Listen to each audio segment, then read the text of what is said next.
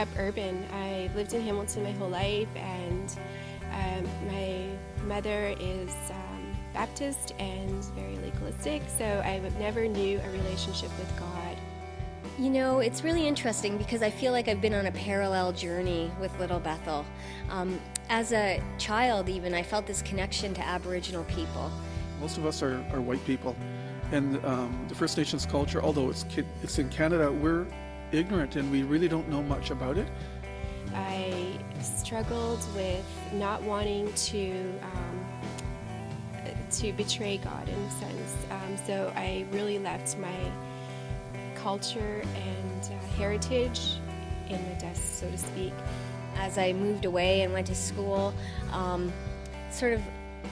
I think I forgot about that sort of heart that I had for Aboriginal people for a while. But then I came to Little Bethel, and it was so great that there was Aboriginal people who were here worshiping.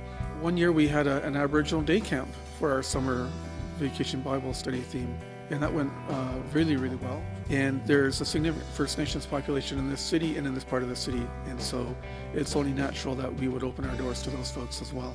Then I came to Little Bethel, and it was so great that there was Aboriginal people who were here worshiping. I think the big thing for us, though, was when Broken Walls came, Christian worship band from Toronto. And they came, they performed Aboriginally themed worship music.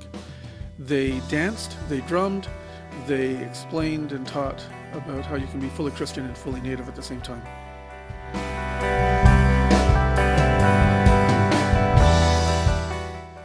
When Broken Walls came to Little Bethel and I was asked to dance, it was actually probably the first time that I had ever danced, and it was, you know, I'd always been so shy, and a part of that was not knowing if it was okay, so that was huge.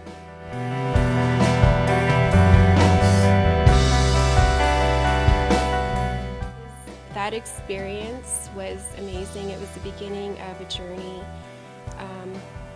to be reconnected with who God intended me to be. God has made us as creative beings. I think we reflect that part of God.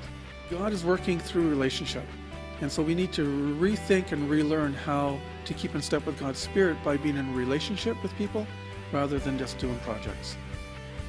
How is it that we can partner with Aboriginal people, people who have a history of hurt and victimization, and how can we be messengers of reconciliation? I offered an apology on behalf of the Christian church. It was a spontaneous move of the Spirit in my heart, and I voiced it just from the heart.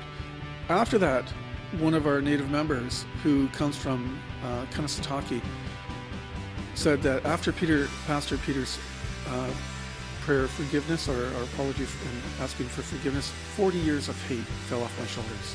It's interesting to see how other congregations are also interested and they're being moved by God's Spirit in the same direction.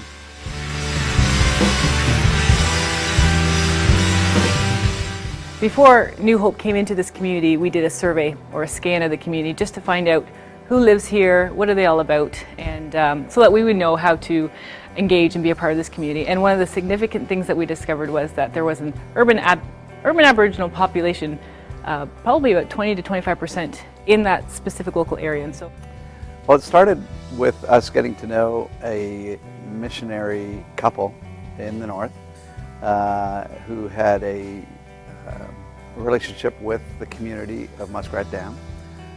Muskrat Dam is 500 kilometers north of Thunder Bay.